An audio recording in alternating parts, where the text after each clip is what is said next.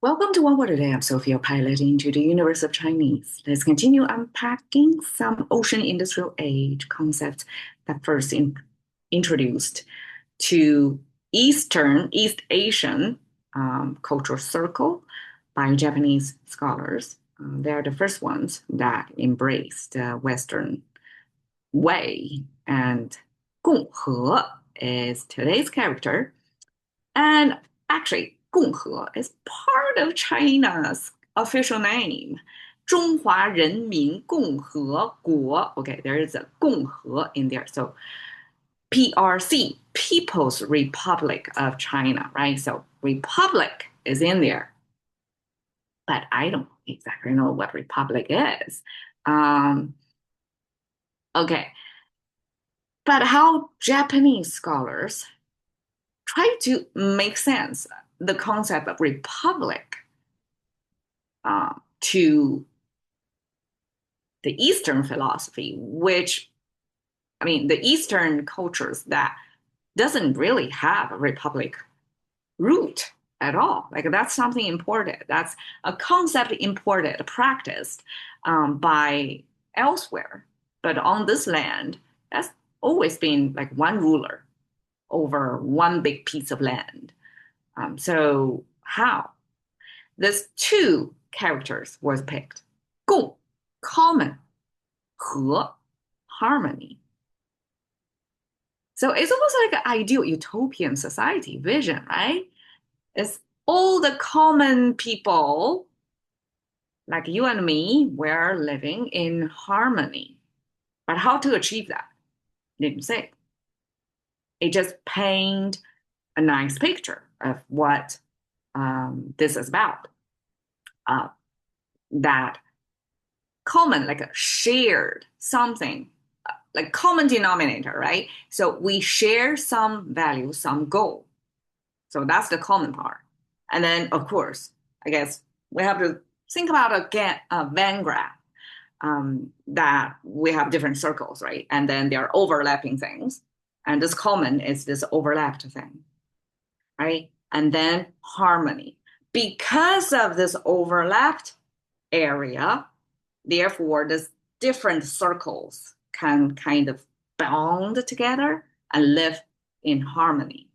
And that's the way to organize one, I guess, political structure to organize how on this piece of land with different circles of interest, right? Regional or different orientations of sorts, however you want to cut the population into different groupings, that how these different groups can live in harmony.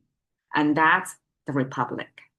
And when I talk with ChatGPT, it's basically republic is the political structure that doesn't involve monarchy anymore. So there was no absolute one person rule over the rest of us. It's this kind of equal, sort of, with certain calculation and weighting of different interest groups. There's always trade-offs and I guess political power struggle of sorts.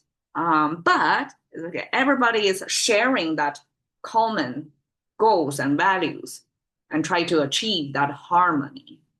It's not up to one person. So it's like since ancient times, China's pyramid shape of how this one tip is sitting on top of everybody else, big base. That concept was not even reversed, but kind of flattened to different groups of interest linked together by the common interests. All right, so I guess that kind of makes sense, but it's so different from how through millennials this population, this culture was organized politically. Okay, boom, two two hands reaching from the bottom of the screen. Okay, Chinese abstract human hands into three finger hand symbols. And now we also look at things from first person perspective. So the bottom of this frame would be the language user's point of view. You're seeing things from here, the bottom of the screen, and then you're reaching both hands in there. The top here is 20. Interesting, right? Chinese created a special character for 20. We know Chinese 10 is this cross symbol, nothing to do with cross in a Christian sense. But this is ancient roping technology. I guess 10 is a special number. After that, we run out of fingers. We already have 10. We can no longer denote things with our finger counting anymore. So we have to tie a knot on the rope to denote, okay, we already meet this 10. It's on there. It's off our body, offloading from our body. And then we can count with our fingers again, right? I guess that's the origin, is when humans first to try to quantify things. And 10 digits based on what we have already on our body. Then we can set up a system to include bigger numbers. So knotting starts from number 10. And therefore, this rope, vertical line is the rope, and this horizontal line is the indicator to say there's a knot there. Otherwise, it's hard to see, right? Hard to see the knot. So we have to point your attention toward that otherwise very tiny knot on the rope. So we have two such knots on the rope, and then it's connected at the bottom. So I guess that's for convenience. Originally, it was just 2 10s next to each other, but they're kind of floating around. So somebody connect them by joined this 2 10 horizontal lines and also joined at the bottom.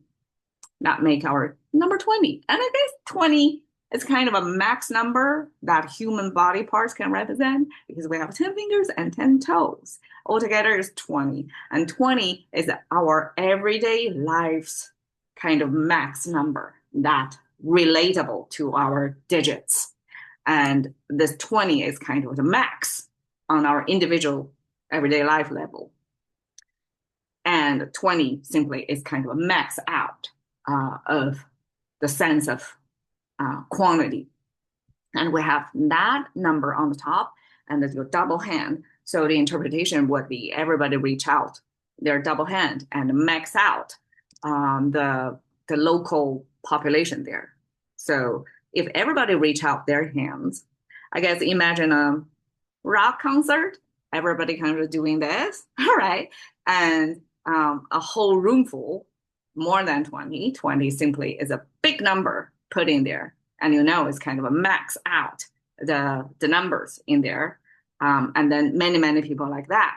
So they're orienting the same way or enjoying the same thing. And that's the shared experience or shared goal. And that becomes our concept of common.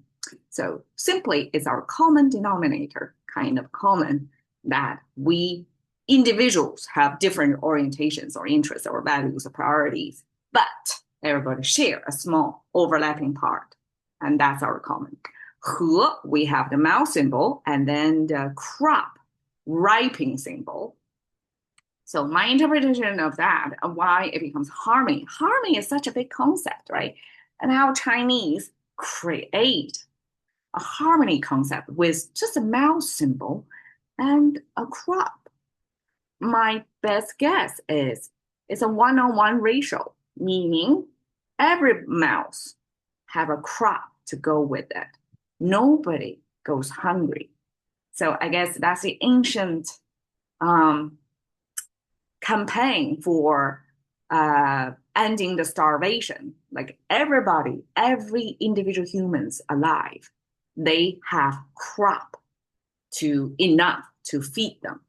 And that's when society can come into harmony because you don't need to compete for the resources represented by food, all kinds of resources. But for, I guess, ancient times, the most direct impact on individual survival would be food security.